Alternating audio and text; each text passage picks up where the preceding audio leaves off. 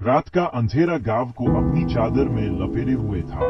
हवा में एक अजीब सी ठंडक थी जो हड्डियों तक समझ आती थी। पुरानी खंडहर सी दिखने वाली हवेली गांव के किनारे पेड़ों के बीच में खड़ी थी, जैसे कोई भयानक राज छुपाए हुए हो। गांव वाले इस हवेली से दूर रहते थे। कहानियां थी भूत प्रेत की, जो रात में हवेली से निकलकर गांव में घूमते थे। एक रात कुछ युवा अपनी हिम्मत दिखाने के लिए हवेली में घुस गए। उनमें सबसे बहादुर रोहन आगे बढ़ रहा था, अपना टॉर्च जलाए हुए। हवेली के अंदर धूल भरी हवा थी और एक अजीब सी बदबू जो नाक में चुभती थी। दीवारों पर पुरानी तस्वीरें लगी थी, जिनमें चेहरे धुंधले से दिखाई दे रहे थे।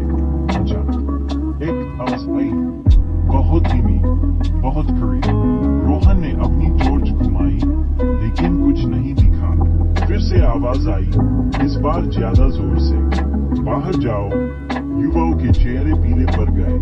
वे भागने लगे, लेकिन हर कदम पर उन्हें कुछ रोक रहा था, जैसे कोई अदृश्य शक्ति।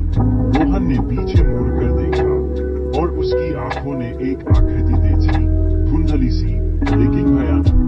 एक लंबा साया जिसके हाथ लंबे लंबे थे और आंखें जलती हुई कोयले जैसी। रोहन और युवाओं ने भागते हुए हवेली से बाहर निकलने की कोशिश की। उस रात केवल रोहन बाकियों का क्या हुआ कोई नहीं जानता। रोहन कभी इस घटना के बारे में बात नहीं करता। उसकी आंखों में हमेशा एक डर सा छाया रहता है, वह रात की यादें जो उसे सताती रहती है। गांव वाले अब भी हवेली से दूर रहते हैं।